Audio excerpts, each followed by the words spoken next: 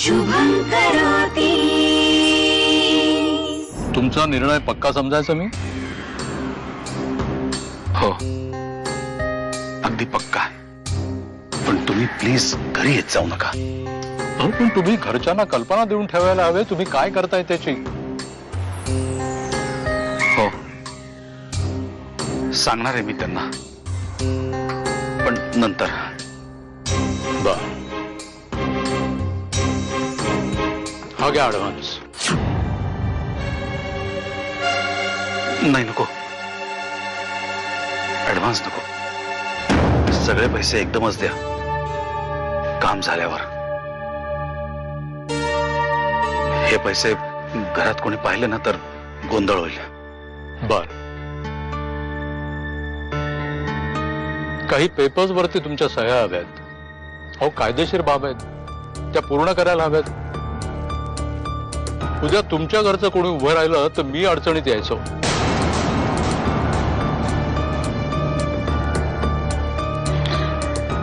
नाही, तसं काही होणार नाही. तरी तुम्ही माझ्यासोबत ऑफिसमध्ये आलात तर बरं होईल.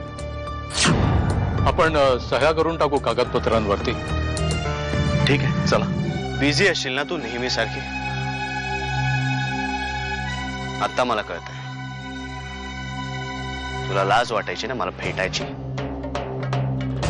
म्हणून तू नेहमी सांगायचीस ना मी बिझी आहे, मी कामात आहे, मी झोपलेली आहे.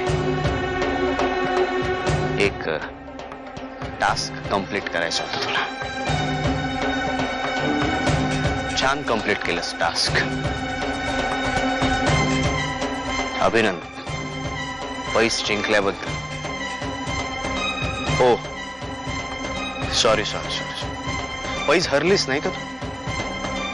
मी अजून तसाच आहे, रानटी, भावना शून्य. झालंय बोलून. जाऊ मी, मला एक पर्सनल बिझनेस मीटिंग अटेंड करायची. तू इतकी निर्लज्ज असशील असं वाटलं नव्हतं मला. हो, आहे मी निर्लज्ज. तू काय आहेस रे? तुझी लायकी काय? स्वतः वेटर बनून लोकांच्या ऑर्डरी घेणार, डिश धुणार आणि म्हणे मी कॅफेचा मालक.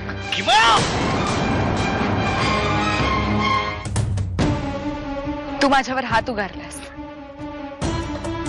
पण मी तरीही तुला माफ करेन, कारण तुझं दुःख मी समजू शकते. मला माहिती आहे तू मला कधीच विसरू शकणार नाहीस. प्रयत्न कर, तुला जमेल की नाही आय डाऊट. स्वतःबद्दल इतके गैरसमज ठेवू नकोस. इतका अहंकार बरा नाही की माया. आई सोडली तर या निषादला आजपर्यंत ना कोणाची गरज होती न यापुढे असेल.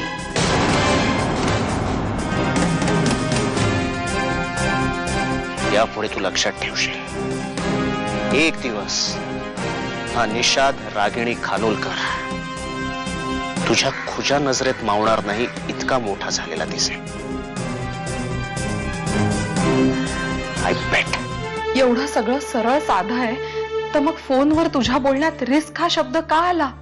कुठली रिस्क? कसली रिस्क?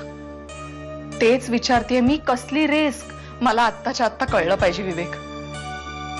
नाही ग बाई, कसली रिस्क नाहीये. जाऊ दे ना तो विषय आता. नाही, मला सगळं आत्ताच्या आत्ता कळायला हवं, नाही तर मी अरुण भाऊजींना बोलवून सगळं सांगेन. नाही, नको, मी सांगतो तुला. पण प्लीज हे तू घरात कोणालाही सांगू नकोस.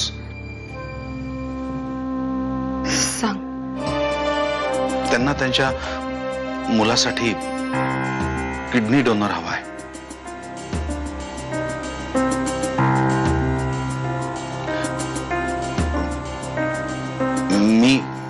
मी माझी एक किडनी डोनेट करायचं ठरवलंय.